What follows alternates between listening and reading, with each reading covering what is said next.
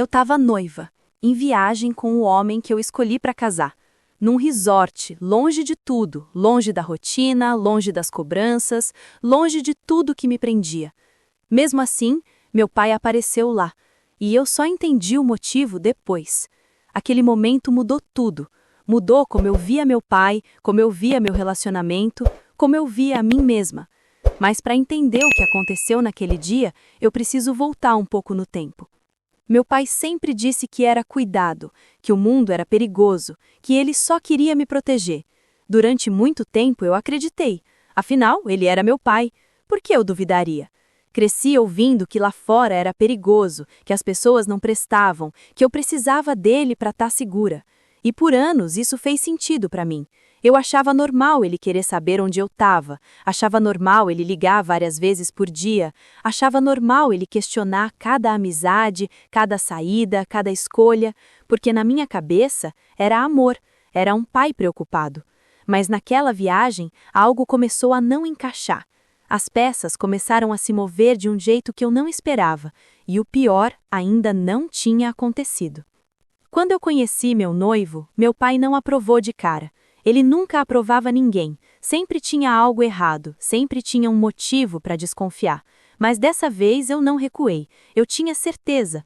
Pela primeira vez na vida, eu senti que tinha encontrado alguém que me via de verdade, alguém que não queria me controlar, alguém que me respeitava. E quando ficamos noivos, eu pensei que meu pai fosse finalmente aceitar, que ele fosse entender que eu era adulta, que eu tinha o direito de fazer minhas escolhas. Mas não foi assim. A resistência continuou, as perguntas continuaram, a desconfiança continuou. Mesmo assim, eu segui em frente, porque eu precisava viver minha vida. Eu e meu noivo decidimos viajar. Nada foi postado, nenhuma localização enviada, nem story, nem foto, nem comentário vago. Eu nem contei para meu pai onde íamos. Disse apenas que ia viajar uns dias. Ele perguntou onde. Eu disse que queria descansar, que depois contava. Senti uma pressão no peito quando falei aquilo, uma mistura de culpa e liberdade, porque parte de mim ainda achava que eu devia satisfação, mas outra parte, a parte que estava cansada, só queria sumir por alguns dias. Era para ser descanso, era para ser liberdade, era para ser nosso momento, sem interferência, sem julgamento, sem vigilância. Pela primeira vez em muito tempo, eu senti que podia respirar, senti que podia ser só eu, mas aquela sensação não durou nada. No segundo dia de viagem, meu noivo comentou que o carro estava estranho. Ele estava olhando o porta-luvas, procurando o manual, quando notou uma coisa fora do lugar, um fio meio solto, algo que não parecia fazer parte do carro. Ele me chamou para ver. A gente olhou, mas não conseguiu identificar direito. Achamos que podia ser algo da instalação de fábrica, ou alguma peça que o mecânico tinha deixado mal encaixada. A gente ignorou, porque quem desconfia do próprio pai, quem imagina que alguém da sua família seria capaz de invadir a sua privacidade desse jeito? Eu ainda não sabia, mas já estava sendo seguida. Cada movimento, cada parada, cada lugar que a gente ia, tudo estava sendo monitorado. E eu ali, achando que finalmente estava livre. O resort era lindo, tinha aquela paz de lugar afastado, cercado de natureza. A gente passou o dia na piscina, depois foi jantar. Foi um dos dias mais leves que eu tinha tido em anos. Eu estava feliz, de verdade feliz, sem aquela sensação constante de estar sendo vigiada, sem medo de decepcionar alguém, sem culpa. Estávamos caminhando tranquilos de volta para o quarto, conversando sobre os planos do casamento, rindo de alguma besteira, quando eu ouvi uma voz que eu conhecia desde criança, uma voz que eu reconheceria em qualquer lugar. Era meu pai. Naquele segundo, meu corpo reagiu antes da minha mente. Foi instintivo. Minhas mãos começaram a tremer, meu estômago afundou, meu coração disparou. Aquela sensação de quando você é criança e é pega fazendo algo errado. Mas eu não estava fazendo nada errado. Eu era uma mulher adulta, noiva, em viagem com o meu futuro marido. Mesmo assim, o medo veio. Ele sabia onde eu estava, e eu não tinha contado. Como? Como ele sabia? Meu noivo ficou paralisado do meu lado. Ele olhou para mim, confuso, assustado, e eu não tinha respostas.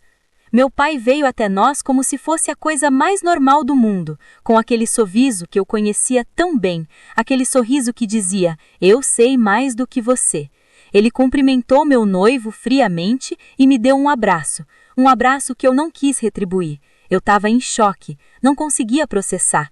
Ele disse que estava passando pela região e resolveu dar uma passada para ver como eu estava, mas não era verdade. Não tinha nada na região. Era um resort isolado. Ninguém passa ali por acaso. Não era encontro, era perseguição. Não era preocupação, era controle. Naquele momento, eu entendi que algo muito sério tinha acontecido, que aquilo tinha ultrapassado todos os limites, mas ainda faltava descobrir como. Como ele sabia? Como nos encontrou? Depois que meu pai foi embora, depois de uma conversa tensa e desconfortável onde eu mal conseguia olhar para ele, eu e meu noivo voltamos para o quarto em silêncio. Estávamos os dois processando, tentando entender, e foi aí que meu noivo lembrou. Lembrou daquele fio estranho, daquela coisa que não se encaixava no carro. A gente desceu correndo, fomos até o estacionamento e começamos a procurar. Depois de alguns minutos, ao verificar melhor embaixo do painel, a verdade apareceu. Um rastreador eletrônico. Pequeno, discreto, profissional. Não era gambiarra, era equipamento de verdade. Não estava no meu carro, no carro do meu noivo. Ele não só me seguiu, ele planejou, ele invadiu a privacidade de outra pessoa, seguindo que nem era da família dele. Ele comprou aquilo, instalou aquilo, monitorou cada quilômetro que a gente percorreu. Estava tudo calculado, cada passo dele. Ali, algo se quebrou dentro de mim. Foi físico, foi como se uma estrutura inteira desmoronasse. Todas aquelas memórias de infância, todos aqueles momentos que eu achava que eram cuidado, todas as vezes que ele disse que só queria me proteger, tudo ganhou outro significado. Eu não era mais uma filha sendo cuidada. Eu era uma mulher adulta tratada como propriedade, como se eu não tivesse direito à minha vida, como se minhas escolhas não importassem. Nem noiva eu era respeitada, nem o homem que eu escolhi para casar merecia respeito. Aquilo não era amor, não era proteção, era controle, usando tecnologia, era obsessão disfarçada de preocupação, era doentio. Eu passei a noite inteira pensando, repassando tudo. Quantas vezes ele tinha feito aquilo antes? Quantas vezes eu achei que ele tinha adivinhado onde eu estava? Quantas coincidências não eram coincidências? Quantas vezes ele apareceu em lugares que eu não esperava e eu achei que era sorte? Tudo fazia sentido agora, e tudo doía, porque era meu pai, porque eu amava, porque parte de mim ainda queria acreditar que ele fazia aquilo por amor, mas amor não invade, amor não persegue, amor não viola a privacidade de outra pessoa, amor não usa tecnologia para controlar, e foi ali que eu entendi quem ele tinha se tornado para mim, ou talvez quem ele sempre foi e eu nunca quis enxergar. Eu voltei para casa depois daquela viagem, mas tudo tinha mudado. A relação com meu pai nunca mais foi a mesma. Eu coloquei limites rígidos. Deixei claro que aquilo não se repetiria, que se ele quisesse fazer parte da minha vida, teria que ser com respeito. Mas a sensação de estar sendo observada demorou meses para ir embora. Eu olhava para o carro e ficava verificando, checava meu celular procurando aplicativos estranhos, tinha medo de que ele tivesse feito mais coisas que eu não sabia. A sensação de invasão não vai embora rápido, ela fica, ela gruda, ela muda como você vê o mundo.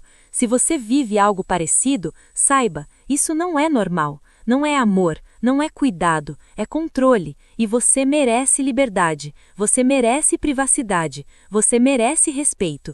Você acha que isso é cuidado ou controle? Escreve aqui, esse canal existe para falar do que ninguém fala. Se inscreve.